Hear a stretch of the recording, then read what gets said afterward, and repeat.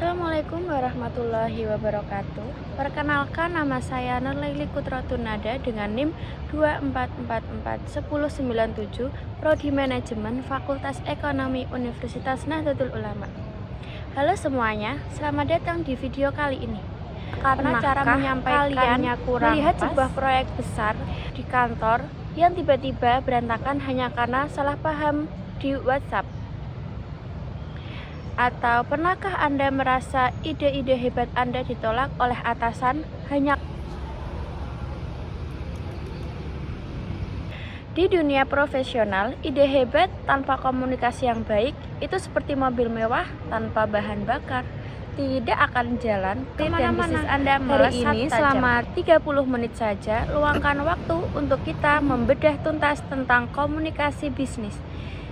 Kita belajar bagaimana cara berbicara, menulis, hingga membaca bahasa tubuh agar Oke, jadi siapkan catatan Anda, mari kita mulai. Pertama-tama, mari kita samakan persepsi. Apa sih sebenarnya komunikasi bisnis itu? Secara sederhana, komunikasi bisnis adalah proses berbagi informasi antara orang-orang di dalam dan di luar organisasi demi mencapai tujuan komersial perusahaan. Ini bukan cuma soal omong-omong kosong, melainkan tentang bagaimana pesan kita bisa menghasilkan tindakan yang menguntungkan. Oke, sekarang kita masuk ke jenis-jenis komunikasi di dalam perusahaan. Di dalam sebuah organisasi, arah komunikasi itu terbagi menjadi 3. Yang satu, komunikasi ke bawah atau downward. Ini terjadi dari atas ke bawahan. Contohnya pemberian instruksi kerja, SOP atau visi perusahaan. Kuncinya di sini. Kejelasan agar tidak terjadi salah paham. Yang kedua, komunikasi ke atas atau upward, dari staf ke pemimpinan. Contohnya, laporan perkembangan, keluhan atau ide baru. Di sini ada tuntutan untuk ringkas dan solutif. Jangan cuma bawa masalah ke atasan, bawalah juga alternatif dan solusinya. Yang ketiga, komunikasi horizontal. Ini terjadi antara rekan kerja yang setingkat. Misalnya, divisi pemasaran koordinasi dengan divisi produk. Kuncinya adalah kolaborasi dan empati. Selain arahannya, kita juga harus paham perbedaan antara komunikasi verbal dan non-verbal. Banyak orang mengira komunikasi itu hanya soal kata-kata yang keluar dari mulut. Padahal menurut riset, lebih dari 50% dampak komunikasi kita ditentukan oleh bahasa tubuh kita atau non-verbal. Mulai dari kontak mata, postur tubuh, intonasi suara, hingga seberapa cepat Anda membalas email klien. Semuanya mengirimkan sinyal kepada lawan bicara kita. Kita akan bahas bagaimana mengoptimalkan bahasa tubuh ini di segmen berikutnya. Nah, kenyataannya tidak ada komunikasi yang 100% berhasil. Kita pasti sering menghadapi hambatan dan beberapa masalah-masalah kecil dalam berkomunikasi. Di sini saya akan menjelaskan 3 hambatan terbesar dalam komunikasi bisnis. Yang satu, hambatan teknis dan informasi berlebih atau information overload. Mengirimkan email yang terlalu panjang tanpa poin-poin yang jelas, orang jadi malas membacanya dan pesan pentingnya terlewatkan. Yang kedua, hambatan psikolog dan emosi.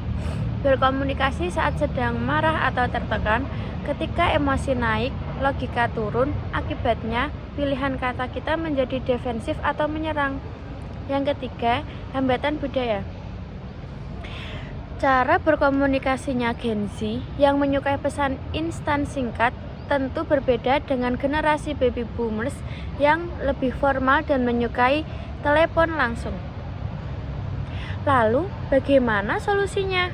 Jawabannya adalah menerapkan konsep 7C dalam komunikasi bisnis. Apa sih 7C itu? Clear atau jelas, langsung ke intinya. Saya akan memberikan contoh nyata penerapan taktik ini di dunia kerja. Bayangkan Anda harus meminta revisi tugas dari rekan kerja Anda. Contoh yang buruk menyerang personal. kita kasih contoh namanya Andra. Andra, kerjaan kamu berantakan nih, tolong benerin ya secepatnya. Pesan ini akan membuat Andra langsung defensif, merasa tidak dihargai, dan kerjanya justru bisa makin lambat. Contoh yang baik. Halo Andra, terima kasih ya sudah menyelesaikan draft pertamanya. Secara keseluruhan strukturnya sudah bagus, namun boleh tolong dibantu revisi bagian data keuangan halaman 3 agar lebih sesuai dengan laporan bulan lalu. Jika bisa selesai sore ini jam 4 akan sangat membantu tim kita. Terima kasih banyak ya.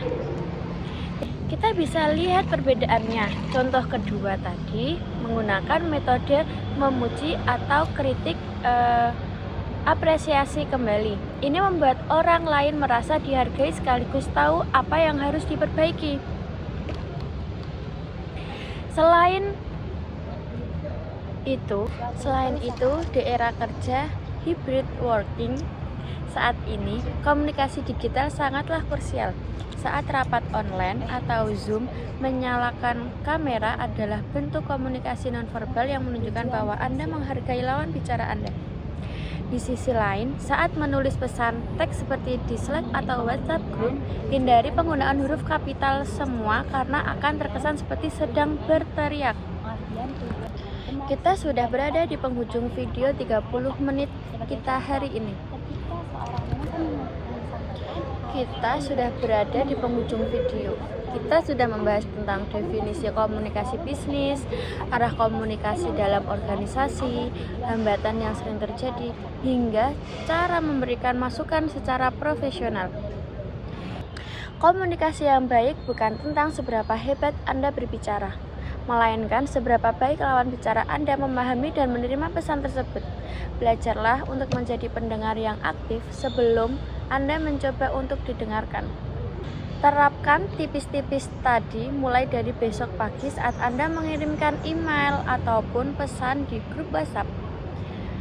Lihat bagaimana perubahan kecil dalam cara Anda berkomunikasi bisa membawa dampak besar bagi karir kalian.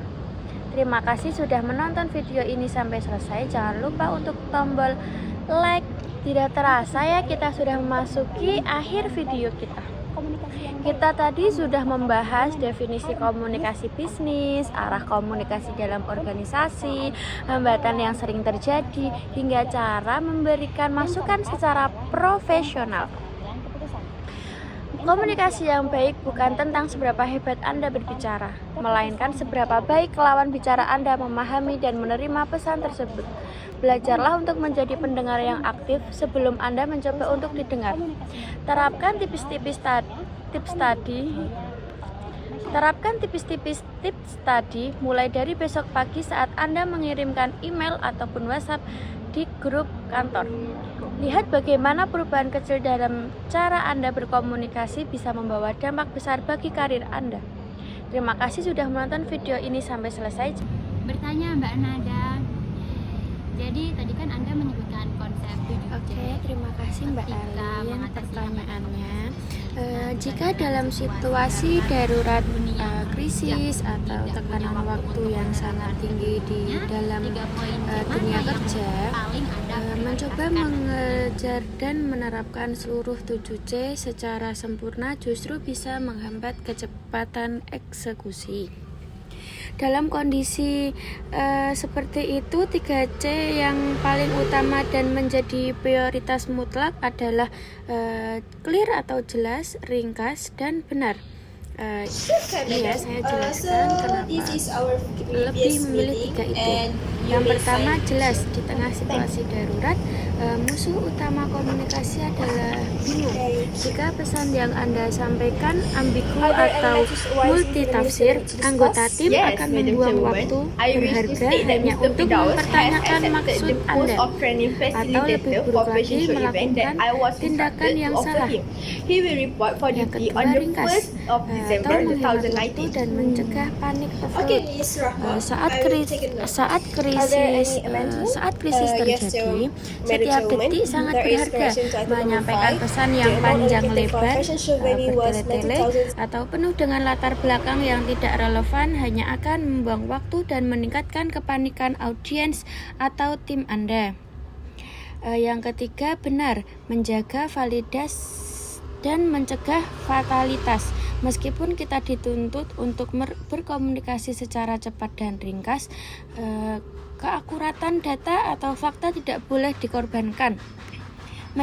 Menyampaikan informasi ringkas dan cepat tetapi salah. Misalnya, salah menyebutkan angka kerugian, salah melampirkan file dokumen, atau salah menyebut nama penanggung jawab akan mengakibatkan keputusan bisnis yang sangat fatal. Begitu Mbak Alin.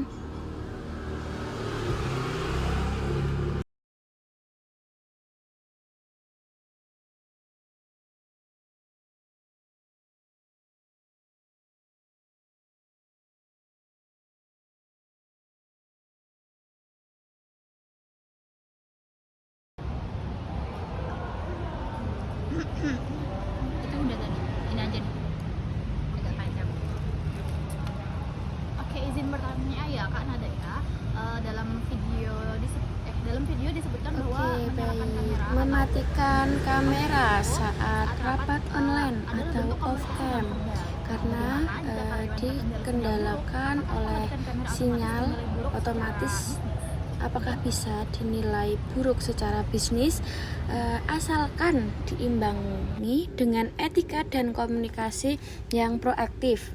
Di dunia bisnis profesional, kendali teknis seperti sinyal buruk atau yang terbatas adalah hal yang dapat dimaklumi.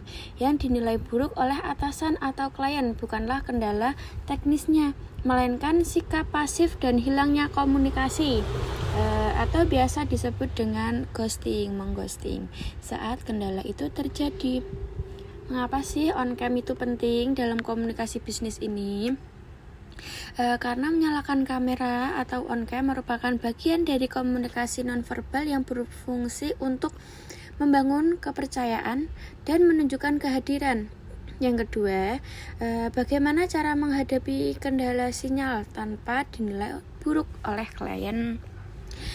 Caranya, jika sinyalnya buruk memaksa kalian untuk mematikan kamera, Anda dapat menerapkan etika komunikasi bisnis dengan berikut. 1. Lakukan komunikasi proaktif. Jangan langsung mematikan kamera secara diam-diam. Buka kamera di awal rapat selama komunikasi. Sampaikan kendala secara lisan atau ketik pesan di dalam kolom chat atau yang sedang kalian gunakan meeting room. Kalian wajib memberitahu. Terus mengganti kuantitas visual dengan responsivitas lisan. Karena lawan bicara tidak bisa melihat ekspresi wajah kalian, kompensasikan pesan nonverbal yang hilang dengan respon yang verbal. Sering memberikan respon suara saat diminta pendapat. Memanfaatkan fitur tombol reaksi seperti emoji. Aktif merespon poin-poin penting di dalam chat.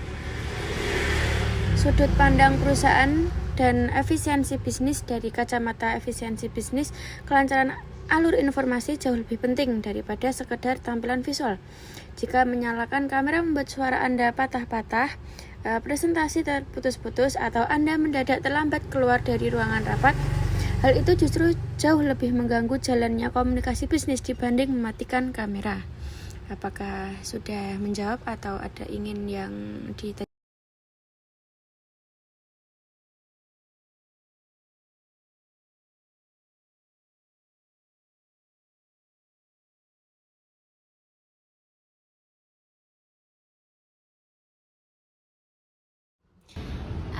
Baik, izin menjawab ya. Keputusan untuk membagi presentasi durasi 30 menit ini menjadi 5 segmen terpisah, didasari oleh pertimbangan psikologi audiens, efektivitas komunikasi, dan efisiensi teknik produksi. Oke, yang pertama tadi mengatasi batas perhatian dan kelelahan kognitif. Rentang fokus audiens secara psikolog, tingkat fokus utama audiens umumnya mulai menurun setelah 7 sampai 10 menit pertama. Jika dihadapkan pada paparan informasi yang monoton tanpa jeda atau transisi yang jelas. Yang kedua, mencegah information overload, memasukkan materi kompleks selama 30 menit tanpa batas yang jelas sangat beresiko membuat audiens merasa kewalahan. Dengan membaginya menjadi 5 segmen, materi yang berat dipotong menjadi bite size information atau informasi berukuran kecil yang jauh lebih mudah dipahami dan diingat. Yang kedua, kejelasan alur berpikir. Penanda arah pembagian ke dalam 5 segmen, pembukaan, teori dasar, hambatan, studi kasus, dan penutupan. Berfungsi sebagai kompas bagi audiens, mereka selalu tahu di mana posisi mereka berada dalam alur pembahasan dan kemana arah presentasi selanjutnya. Yang kedua, transisi yang logis. Alur tidak menjadi kaku, melainkan justru lebih terarah. Setiap segmen dibangun berdasarkan fondasi segmen sebelumnya. Semisal, teori dasar menjadikan landasan untuk memahami hambatan dan studi kasus. Yang ketiga, optimalisasi produk dan fleksibilitas media digital. Manajemen performa membicara secara teknis pencapaian atau perekaman, membagi presentasi ke dalam modul segmen membantu menjaga konsistensi energi, nada suara, dan fokus pembicara di setiap topik spesifik. Yang kedua, reusabilitas konten. Di era digital, materi presentation seringkali dipotong ulang menjadi klip-klip pendek untuk media sosial, modul pembelajaran singkat, atau pencarian capture di YouTube. Struktur segmen yang jelas membuat konten ini sangat adaptif untuk distribusi media di masa depan. Oke, kesimpulannya, pembagian ini bukanlah sekat kaku yang memutus alur, melainkan kerangka yang sengaja direncanakan agar narasi presentasi tetap mengalir secara logis, menarik, dan ramah secara kognitif bagi audiens dari awal hingga akhir. Oke guys, ada yang kurang atau ada yang ingin ditanyakan lagi, mari kita diskusikan bersama di sini. Tapi waktu sudah mepet, jadi jika ada pertanyaan segera ke kolom komentar saja. Terima kasih untuk Mbak Alin dan Mbak Naili yang sudah bertanya dan sudah sedia mendengarkan penjelasan presentasi dari saya tentang komunikasi bisnis. Wabillahi taufiq wal hidayah. Wassalamualaikum warahmatullahi wabarakatuh.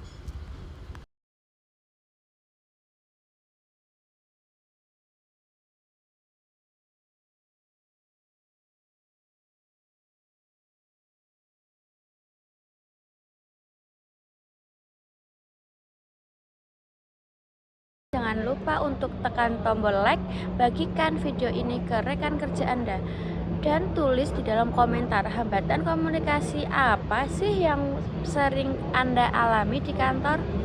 Sampai jumpa di video berikutnya. Tetap profesional dan terus berkarya tanpa sekat. Saya pamit.